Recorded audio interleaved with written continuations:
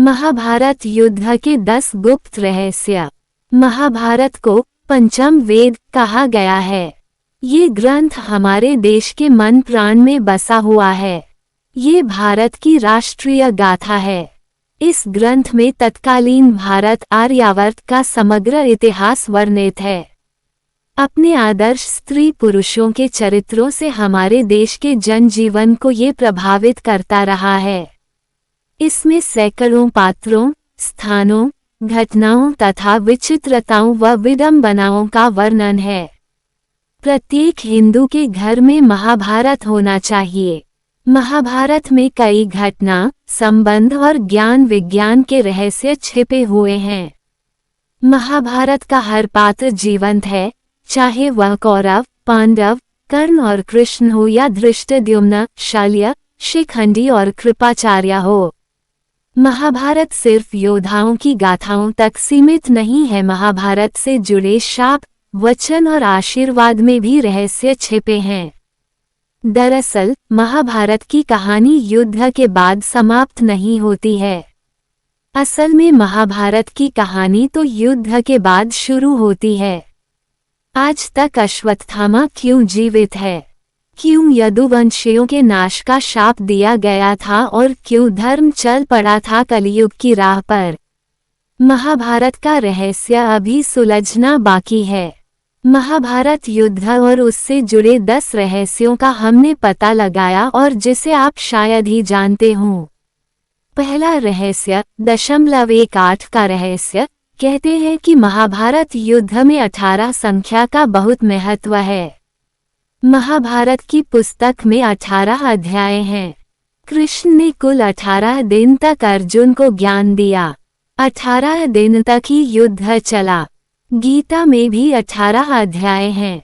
कौरवों और पांडवों की सेना भी कुल 18 अक्षौहिणी सेना थी, जिनमें कौरवों की 11 और पांडवों की 7 अक्षौहिणी सेना थी। इस युद्ध के प्रमुख सूत्रधार भी 18 थे। इस युद्ध में कुल 18 योद्धा ही जीवित बचे थे। सवाल यह उठता है कि सब कुछ 18 की संख्या में ही क्यों होता गया? क्या ये संयोग है या इसमें कोई रहस्य छिपा है? दूसरा रहस्य, क्या आज भी जीवित हैं अश्वत्थामा? विज्ञान यह नहीं मानता कि कोई व्यक्ति हजारों वर्षों तक जीवित रह सकता है। ज्यादा से ज्यादा 150 वर्ष तक जीवित रहा जा सकता है, वो भी इस शर्त पर कि आबोहवा और खानपान अच्छा हो तो। तब ऐसे में कैसे माना जा सकता है कि अश्वत्थामा जीवित होंगे? संपूर्ण जानकारी। क्या अश्वत्थामा जीवित हैं? क्यों जीवित हैं अश्वत्थामा? महाभारत के युद्ध में अश्वत्थामा ने ब्रह्मास्त्र छोड़ दिया था, जिसके चलते लाखों लोग मारे गए थे।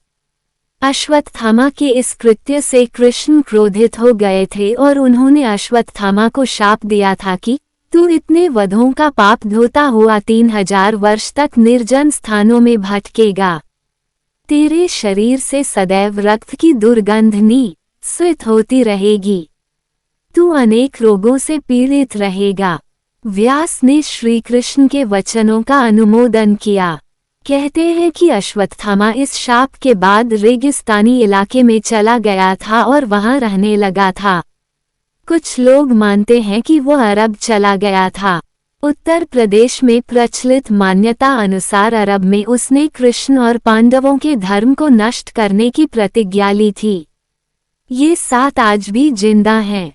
तीसरा रहस्य, महाभारत काल में विमान और परमाणु अस्त्र थे। मोहनजोदड़ो में कुछ ऐसे कंकाल मिले थे जिसमें रेडिएशन का असर था। महाभारत में सौप्तिक पर्व के अध्याय 13 से 15 तक ब्रह्मास्त्र के परिणाम दिए गए हैं। हिंदू इतिहास के जानकारों के मुताबिक 3 नवंबर 5561 ईसा पूर्व छोड़ा हुआ ब्रह्मास्त्र परमाणु बम ही था। चौथा रहस्य, कौरवों का जन्म। एक रहस्य, कौरवों को कौन नहीं जानता? धृतराष्ट्र और गांधारी के 99 पुत्र और एक पुत्री थी जिन्हें कौरव कहा जाता था। कुरु वंश के होने के कारण ये कौरव कहलाए। सभी कौरवों में दुर्योधन सबसे बड़ा था। गांधारी जब गर्भवती थी तब धृतराष्ट्र ने एक दासी के साथ सहवास किया था जिसके चलते युयुत्सु नामक पुत्र का जन्म हुआ। इस तरह कौरव 100 हो गए। युयुत्सु एन वक्त पर कौरवों की सेना को छोड़कर पांडवों की सेना में शामिल हो गया था। गांधारी ने वेदव्यास से पुत्रवती होने का वरदान प्राप्त कर किया।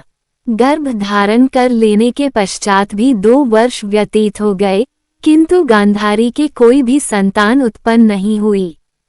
इस पर क्रोधवश गांधारी ने अपने पेट पर जोर से मुक्के का प्रहार किया जिससे उसका गर्भ गिर गया।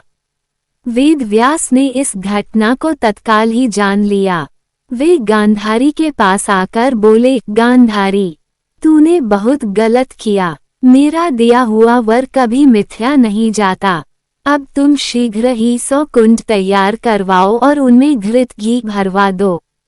वेदव्यास ने गांधारी के गर्भ से निकले मांस पिंड पर अभिमंत्रित जल छिड़का जिससे उस पिंड के अंगूठे के पोरवे के बराबर 100 टुकड़े हो गए। वेदव्यास ने उन टुकड़ों को गांधारी के बनवाए हुए 100 कुंडों में रखवा दिया और उन कुंडों को 2 वर्ष पश्चात खोलने का आदेश देकर अपने आश्रम चले गए। 2 वर्ष बाद सबसे पहले कुंड से दुर्योधन की उत्पत्ति हुई। फिर उन कुंडों से धृतराष्ट्र के शेष 99 पुत्र एवं दुःशला नामक एक कन्या का जन्म हुआ। 5वां रहस्य। महान योद्धा बर्बरीक महान पांडव भीम के पुत्र घटोत्कच और नागन्या अहिलवती के पुत्र थे। कहीं कहीं पर मुर दैत्य की पुत्री कामकटकाटा के उदर से भी इनके जन्म होने की बात कही गई है। महाभारत का युद्ध जब तय हो गया तो बर्बरीक ने भी युद्ध में सम्मिलित होने की इच्छा व्यक्त की और मां को हारे हुए पक्ष का साथ देने का वचन दिया। बर्बरीक अपने नीले रंग के घोड़े पर सवार होकर 3 बाण और धनुष के साथ कुरुक्षेत्र की रणभूमि की ओर अग्रसर हुए। बर्बरीक के लिए 3 बाण ही काफी थे जिसके बल पर वे कौरव और पांडवों की पूरी सेना को समाप्त कर सकते थे। ये जानकर भगवान कृष्ण ने ब्राह्मण के वेश में उनके सामने उपस्थित होकर उनसे दान में छलपूर्वक उनका शीश मांग लिया। बर्बरीक ने कृष्ण से प्रार्थना की कि वे अंत तक युद्ध देखना चाहते हैं। तब कृष्ण ने उनकी यह बात स्वीकार कर ली। फाल्गुन मास की 12वीं को उन्होंने अपने शीश का दान दिया। भगवान ने उस शीश को अमृत से सींचकर सबसे ऊंची जगह पर रख दिया ताकि वे महाभारत युद्ध देख सकें। उनका सिर युद्धभूमि के समीप ही एक पहाड़ी पर रख दिया गया जहां से बर्बरीक संपूर्ण युद्ध का जायजा ले सकते थे। 6ठा रहस्य। राशियां नहीं थी ज्योतिष का आधार। महाभारत के दौर में राशियां नहीं हुआ करती थीं। ज्योतिष 27 नक्षत्रों पर आधारित था, न कि 12 राशियों पर। नक्षत्रों में पहले स्थान पर रोहिणी था, न कि अश्विनी। जैसे जैसे समय गुजरा विभिन्न सभ्यताओं ने ज्योतिष में प्रयोग किए और चंद्रमा और सूर्य के आधार पर राशियां बनाई और लोगों का भविष्य बताना शुरू किया, जबकि वेद और महाभारत में इस तरह की विद्या का कोई उल्लेख नहीं मिलता जिससे कि यह पता चले कि ग्रह नक्षत्र व्यक्ति के जीवन को प्रभावित करते हैं। 7वां रहस्य। विदेशी भी शामिल हुए थे लड़ाई में। महाभारत के युद्ध में विदेशी भी शामिल हुए थे। एक ओर जहां यवन देश की सेना ने युद्ध में भाग लिया था, वहीं दूसरी ओर ग्रीक, रोमन, अमेरिका, मैसेडोनियन आदि योद्धाओं के लड़ाई में शामिल होने का प्रसंग आता है। इस आधार पर यह माना जाता है कि महाभारत विश्व का प्रथम विश्व युद्ध था। 8वां रहस्य। 28वें वेदव्यास ने लिखी महाभारत। ज्यादातर लोग ये जानते हैं कि महाभारत को वेदव्यास ने लिखा है, लेकिन ये अधूरा सच है।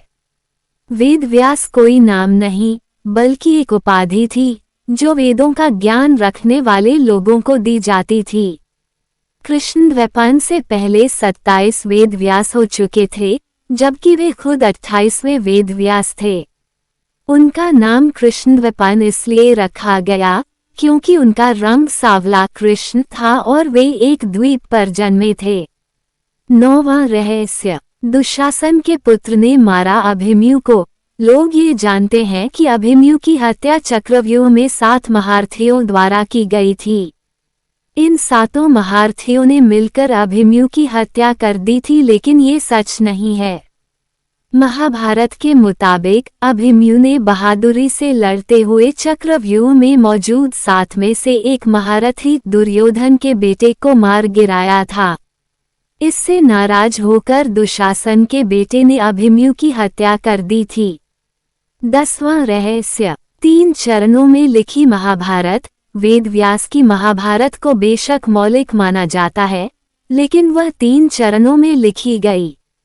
पहले चरण में 8800 श्लोक, दूसरे चरण में 24,000 और तीसरे चरण में 1,00,000 श्लोक लिखे गए।